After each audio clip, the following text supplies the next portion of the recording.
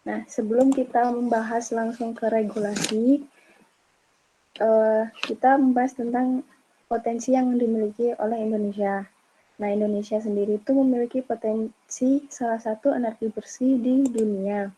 Dengan contoh, pertama ada sungai-sungai besar di Sumatera dan Kalimantan. Jadi, debit yang dimiliki dengan aliran sungai yang besar itu bisa menggerakkan turbin-turbin di pembangkit listrik tenaga air. Lalu ada savana di Sumba. Dengan memiliki luasnya savana, jadi bisa menggerakkan pembangkit listrik tenaga angin. Terus selanjutnya ada panas bumi dari barat hingga ke timur Indonesia.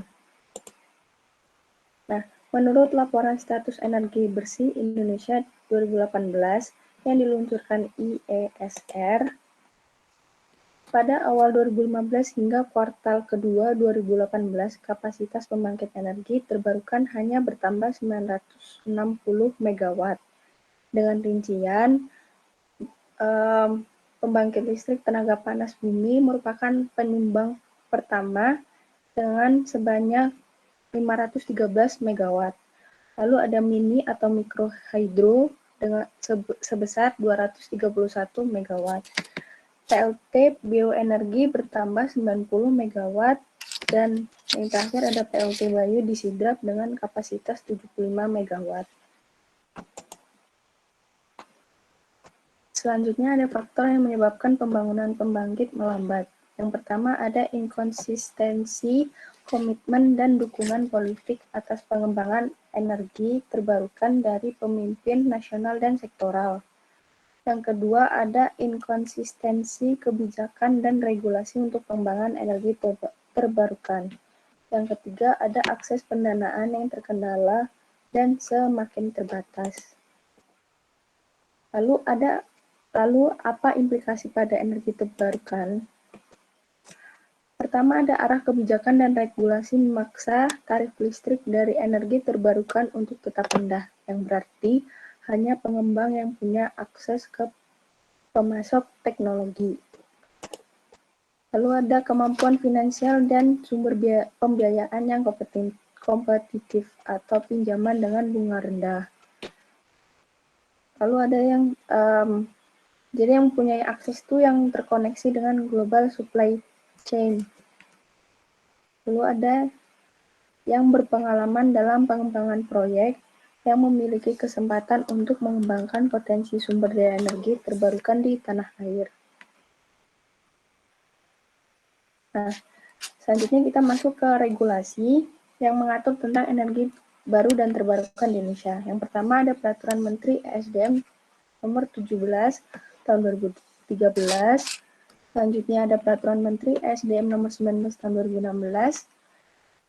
Lalu ada Peraturan Menteri ESDM nomor 50 tahun 2017. Yang terakhir ada Peraturan Menteri ESDM nomor 4 tahun 2020. Dari Peraturan Menteri ESDM nomor 17 tahun 2013 sendiri, itu mengatur tentang pembelian tenaga listrik oleh PT Perusahaan Listrik Negara atau PT PLN dari pembangkit listrik tenaga surya fotovoltaik. Lalu ada Peraturan Menteri ESDM nomor 19 tahun 2016.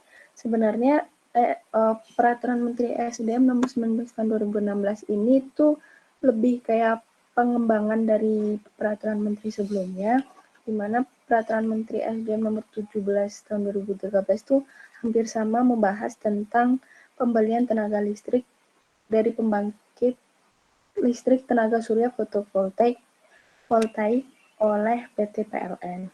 Lalu di Peraturan Menteri SDM nomor 19 tahun 2016 ini ada 3 pokok pembahasan, yaitu ada dalam peraturan tersebut mengatur penugasan pembelian tenaga listrik dari PLTS fotovoltaik kepada PT PLN Persero. Kemudian yang kedua ada ketentuan penggunaan barang dan atau jasa dalam negeri dalam pembangunan PLTS fotovoltaik dan standar PLTS fotovoltaik.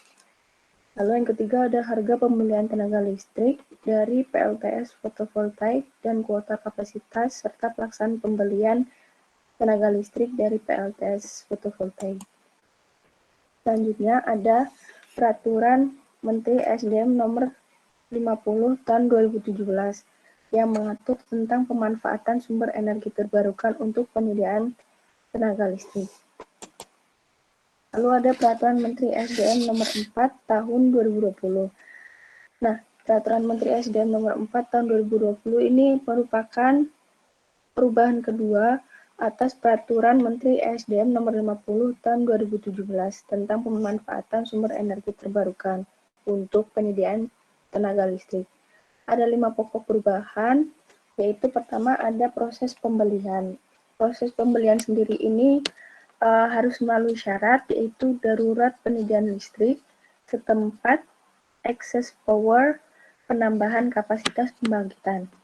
Yang kedua, skema kerjasama. Skema kerjasama yang diatur di Permen ESDM nomor 4 tahun 2020 ini itu disesuaikan jadi BOO atau Build on Operate karena sebelumnya pada Permen ESDM nomor 50 tahun 2017 itu skema kerjasamanya menggunakan BOOT atau Build on Operate Transfer.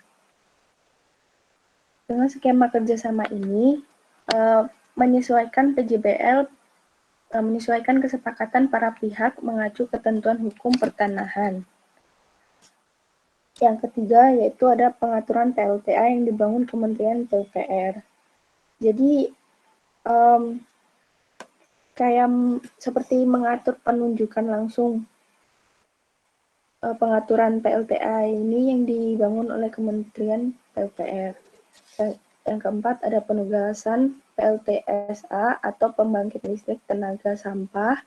Dan yang kelima ada penugasan pembelian tenaga listrik kepada PLN untuk pembangkit PBT yang pendanaannya dari hibah.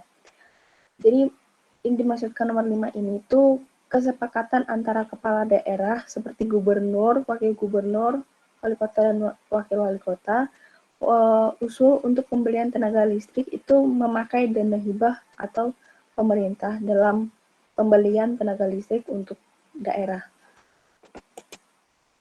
Terima kasih, Bu.